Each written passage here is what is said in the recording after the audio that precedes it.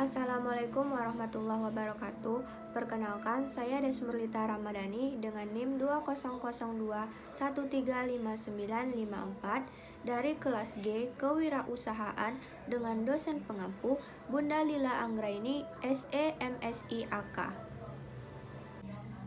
Baiklah, di video kali ini saya akan menjelaskan tentang flowchart cara bergabung di bisnis waralaba. Di sini, saya akan mengambil usaha di bidang kuliner, lebih tepatnya yaitu minuman, yaitu street boba. Sebelum masuk ke pembahasan inti, di sini saya akan menjelaskan apa itu waralaba. Franchise atau bisa juga disebut sebagai waralaba dalam bahasa Indonesia adalah tipe bisnis yang dimiliki dan dioperasikan oleh individu-individu yang berbeda tetapi memiliki nama brand yang sama, sehingga brandnya terlihat sangat besar dan tersebar di mana-mana, biasanya bahkan secara internasional. Menurut hukum pemerintah Indonesia, waralaba atau franchise adalah sebuah perikatan yang salah satu pihaknya diberikan hak untuk memanfaatkan dan menggunakan hak dari kekayaan intelektual atau haki atau pertemuan dari ciri khas suatu usaha yang dimiliki oleh pihak lain dengan suatu imbalan berdasarkan persyaratan yang ditetapkan oleh pihak lain tersebut dalam jangka penyediaan dan atau penjualan barang dan jasa. Definisi inilah yang berlaku baku secara yuridis formal di Indonesia. Beberapa istilah dasar dalam franchise yaitu franchise atau waralaba adalah suatu strategi pengembangan produk, jasa, atau teknologi yang saling bekerja sama secara erat antara perusahaan, baik secara hukum maupun finansial dan independen, yaitu franchisor atau pemberi waralaba dan franchise penerima waralaba. Franchisor pemberi waralaba memberikan kepada franchise hak untuk menggunakan kekayaan intelektual yang dimiliki franchisor dan berkewajiban mematuhi peraturan yang berlaku. Franchisor sebagai pemimpin perusahaan yang harus memiliki keahlian dan kompeten dalam menghindari tindakan tanpa pertimbangan matang. Franchisor juga memberikan teknik secara berkesinambungan sesuai dengan kontrak franchise tertulis. Franchise dalam memberikan kontribusi keuangan atau finansial baik secara langsung dan tidak langsung, metode dan teknik komersial, prosedur, dan lain sebagainya. Selanjutnya yaitu jenis bisnis franchise. Franchise atau waralaba dibagi menjadi dua jenis, yaitu yang pertama yaitu waralaba luar negeri, cenderung lebih disukai karena sistemnya lebih jelas, merek sudah diterima di berbagai dunia dan dirasakan lebih bergengsi. Yang kedua yaitu waralaba dalam negeri, juga menjadi salah satu pilihan investasi untuk orang-orang yang ingin cepat menjadi pengusaha tetapi tidak memiliki pengetahuan cukup piranti awal dan kelanjutan usaha ini yang disediakan oleh pemilik waralaba. Selanjutnya yaitu keuntungan bisnis franchise. Beberapa keuntungan bisnis franchise yaitu bagi para wiraswastawan yang ingin memulai usaha baru akan mendapatkan rencana operasi bisnis dengan arah yang jelas dari pemberi franchise. Penerima franchise diberikan nasihat atau sebuah alokasi usaha yang telah ditetapkan. Pemberi hak bisa mendapatkan manfaat dari ekspansi cepat dan luas tanpa meminjam atau menanggung risiko finansial penting. Tiap-tiap penerimaan hak berdasarkan volume penjualan, organisasi keseluruhan bisa mengadakan pengiklanan besar-besaran untuk memperkuat nama franchise. Penerima franchise individu dapat melakukan promosi di daerah mereka sesuai dengan persetujuan yang ada, mendapatkan bantuan modal, profit tinggi karena telah teruji standarisasi mutu, mendapatkan bantuan manajemen. Selanjutnya yaitu kekurangan dari bisnis franchise. Selain memiliki keuntungan, bisnis franchise ini juga memiliki kekurangan. Beberapa kekurangan dari bisnis franchise yaitu menjadi independen atau terdominasi, tidak mandiri, kreativitas tidak berkembang, rentan terhadap perubahan franchisor, penyebab kegagalan franchisor dan franchise. Berikut ini ialah beberapa penyebab kegagalan franchisor, yaitu uji coba yang tidak memadai, penyeleksian franchise secara sembrono, pembuatan struktur yang buruk, franchise kekurangan modal, franchisor menjalankan bisnisnya dengan buruk. Selanjutnya yaitu penyebab kegagalan franchise. Beberapa penyebab kegagalan franchise yaitu: yang pertama, franchise yang puas dengan dirinya sendiri. Yang kedua, franchise yang penakut.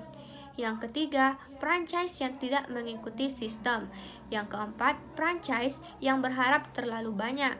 Yang kelima, franchise yang tidak memiliki bakat. Yang terakhir, campur tangan dari orang lain yang bermain curang. Pembahasan selanjutnya yaitu mengenai kriteria bisnis franchise. Bisnis franchise memiliki beberapa kriteria. Yang pertama, franchise industrial, hubungan yang terjalin antara perusahaan manufaktur dengan perusahaan atau pedagang besar. Yang kedua yaitu franchise generasi pertama, hubungan yang terjalin antara perusahaan manufaktur dengan pedagang eceran. Yang ketiga, bisnis franchise yang terjalin antara pedagang besar dan pedagang eceran.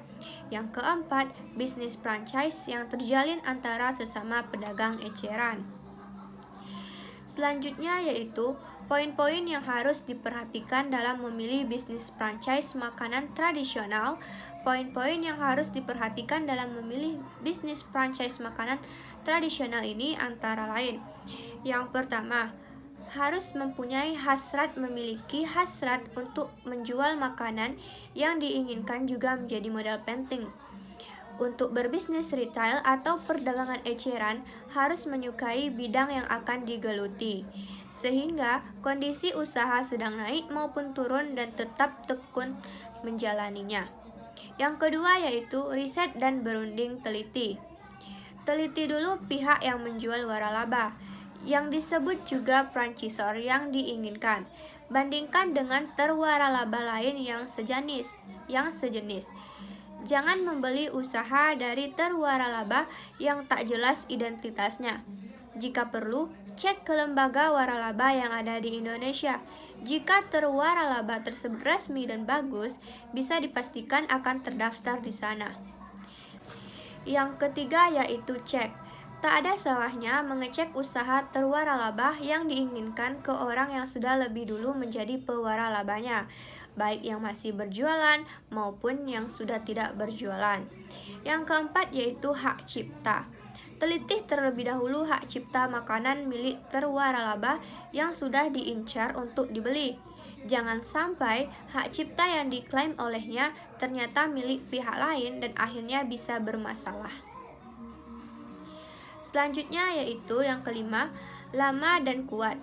Jika tidak suka risiko tinggi dan kurang berjiwa bisnis, pilih terwaralaba yang sudah lama berjalan, setidaknya 5 tahun, memiliki sistem kuat. Misalnya, memiliki banyak cabang dan manajemen bagus serta bermodal besar. Usaha yang masih baru belum cukup teruji menghadapi siklus roda berbisnis.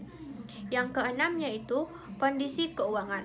Sebelum memutuskan membeli, periksalah dulu kondisi keuangan terwaralaba. Jika perlu, minta bantuan akuntan publik atau pakar keuangan untuk membawa laporan keuangan terwaralaba. Yang ketujuh, bayar di muka. Hati-hati, bila terwaralaba meminta seluruh modal harus disetorkan di muka, cari penyebabnya. Bukan tidak mungkin kondisi keuangan terwaralaba tidak bagus. Selain itu, kini banyak terwaralaba yang baru muncul, meminta modal di muka hanya karena ingin menarik initial fee atau biaya yang diperlukan untuk memulai bisnis dari pewaralaba, lalu kabur. Lebih baik cari terwaralaba yang pembayarannya fleksibel, artinya bahwa pembayarannya bisa dilakukan bertahap. Pembahasan selanjutnya yaitu langkah-langkah membuat bisnis franchise.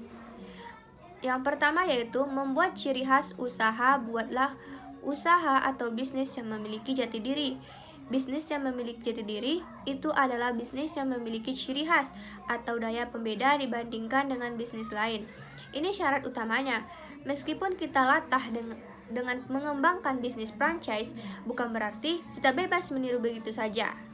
Mengeluarkan produk ayam goreng yang digorengkan dengan menggunakan minyak goreng adalah tindakan yang tidak bijaksana. Mungkin lebih baik mengeluarkan produk ayam goreng yang digoreng dengan pasir misalnya. Yang kedua yaitu membuat standar operasi bak supaya dapat dikembangbiakkan di mana-mana dalam waktu cepat. Kita harus memiliki standar operasi baku. Kelemahan mayoritas pengusaha UKM adalah membuat standar operasi ini. Tidak sulit membuat standar operasi baku itu, asalkan kita memahami prosesnya dan mau menuliskan proses itu di atas kertas. Jadilah standar operasi baku dalam bentuk yang paling sederhana. Selebihnya, kita tinggal mengemas standar operasi baku itu dalam bentuk buku. Bisa minta bantuan kepada penulis atau penyusun sistem. Yang ketiga yaitu membuat hak atas kekayaan intelektual atau HAKI. Salah satu kelemahan perusahaan UKM adalah jarang yang memproteksi hak intelektualnya, baik karena faktor ketidaktahuan maupun anggapan bahwa mengurus HAKI itu mahal, bin ribet karena berkaitan dengan birokrasi. Padahal sebenarnya bisnis franchise itu yang diperjualbelikan adalah HAKI-nya. Jadi segeralah daftarkan merek, paten, hak cipta, atau desain industri pada Ditjen HAKI Depkumham. Biayanya lumayan terjangkau. Anda juga bisa minta bantuan pada konsultan HAKI yang ada di tiap perguruan tinggi.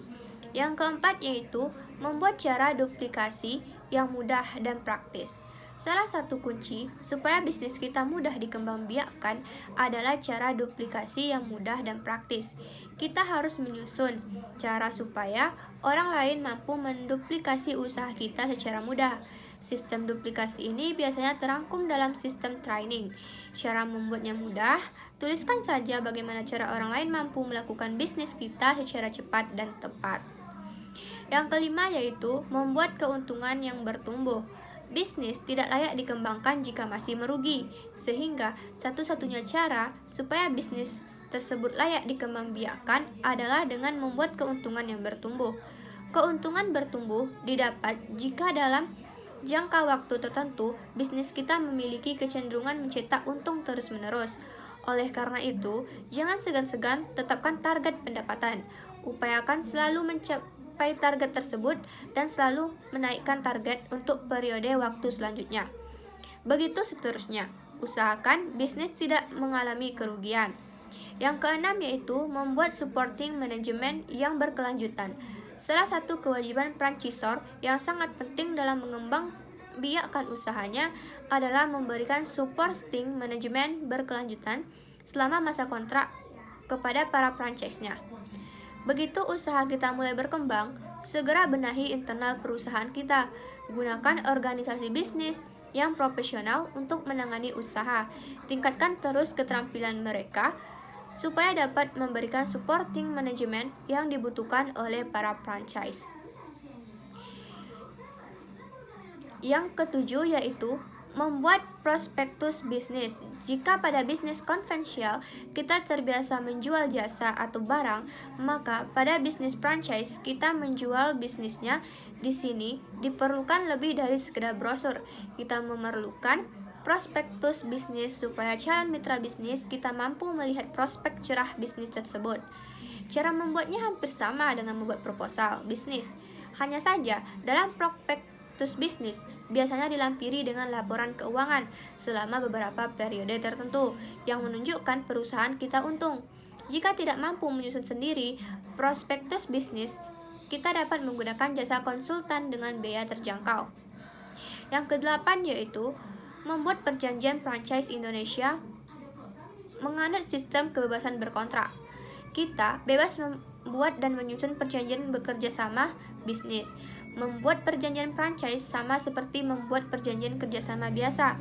Dalam perjanjian franchise, ada beberapa hal yang khusus diatur, yakni apa jenis haki yang difranchiskan, apa saja kegiatan usahanya, bagaimana supporting manajemen dilakukan, mana saja wilayah usaha yang diperjanjikan, bagaimana tata cara pembayaran biaya franchise, serta bagaimana kepemilikan, perubahan kepemilikan, dan hak ahli waris jika franchise meninggal dunia sebelum kontrak franchise berakhir. Yang kesembilan yaitu membuat badan usaha atau badan hukum. Bisnis franchise itu kompleks sehingga membutuhkan organisasi bisnis dalam bentuk badan usaha atau badan hukum. Bentuklah badan usaha atau badan hukum ini bisa dalam bentuk CV atau PT. Kita dapat lagi menjalankan bisnis secara perorangan jika ingin difranchiskan. 9 langkah di atas mudah dilakukan oleh siapapun pelaku bisnis di Indonesia. Hanya dibutuhkan sedikit kecermatan untuk persiapannya dan kesanggupan untuk bertahan dalam jangka panjang. Jadi, kita tidak perlu pesimis menghadapi krisis. Bisnis kita dapat dikembangbiakkan secara cepat dengan sistem franchise, asalkan mampu memenuhi ke-9 syarat di atas. Baiklah, masuk ke pembahasan inti. Apa sih alasan memilih Street Boba sebagai usaha waralaba atau franchise? Alasan saya memilih ini, siapa sih yang tidak kenal dengan minuman yang satu ini? Ya, Street Boba adalah minuman yang sedang viral di kalangan anak muda sekarang ini. Minuman yang sedang hangat dibincangkan dan sangat-sangat viral saat ini. Alasan saya memilih bisnis ini adalah karena Street Boba ini merupakan brand yang sudah viral dan ternama. Jadi, tentu saja bisnis ini akan memberikan keuntungan yang sangat besar. Selain itu, minuman ini sudah sangat dikenal oleh masyarakat sekitar. Keuntungan yang sangat besar inilah yang membuat banyak orang dan tak heran banyak masyarakat yang ingin memulai atau ingin menjamur ke bisnis ini, termasuk saya sendiri. Selain rasanya yang begitu nikmat, harganya juga mendukung di kalangan mahasiswa ataupun di kalangan anak muda. Jadi, harganya itu sesuai dengan dompet mahasiswa, sesuai dengan dompet anak muda. Tidak heran banyak anak muda yang meminati minuman ini. Selain itu, minuman ini juga enak untuk diminum kapanpun itu. Pembahasan selanjutnya yaitu flowchart susunan bergabung atau memulai bisnis franchise Street Boba. Yang pertama saya lakukan yaitu memulai usaha. Yang kedua, selanjutnya membuat perencanaan bisnis. Di sini, sebelum memulai usaha, saya tentunya sudah membuat apa-apa saja planning saya dalam bisnis ini. Selanjutnya yaitu meeting dengan franchisor, yaitu membahas tentang Street Boba ini, bagaimana caranya supaya kita dapat saling menguntungkan. Selanjutnya yaitu memilih dan mensurvey lokasi. Di sini, alangkah baiknya memilih lokasi yang tidak jauh dari masyarakat. Sebaiknya memilih lokasi yang mudah dijangkau oleh masyarakat sekitar, sehingga mudah dicari oleh masyarakat sekitar. Selanjutnya yaitu strategi bisnis dan modal franchisor. Di sini kita atau saya mencari strategi gimana caranya supaya bisnis Street Boba saya ini dapat menguntungkan atau dapat menghasilkan untung yang sangat besar. Selanjutnya yaitu target pasaran daerah tersebut. Di sini saya harus menargetkan dalam sebulan saya harus bisa mendapat keuntungan segini. Jadi dengan target itu kita otomatis akan semangat dalam berbisnis waralaba ini. Selanjutnya yaitu final proses. Selanjutnya di sini yaitu final, semuanya final sebelum kita melakukan proses bisnis. Dan yang terakhir selesai. Baiklah, demikianlah yang dapat saya sampaikan tentang waralaba di video kali ini. Lebih dan kurang saya mohon maaf. Wabillahi taufiq wal hidayah. Wassalamualaikum warahmatullahi wabarakatuh.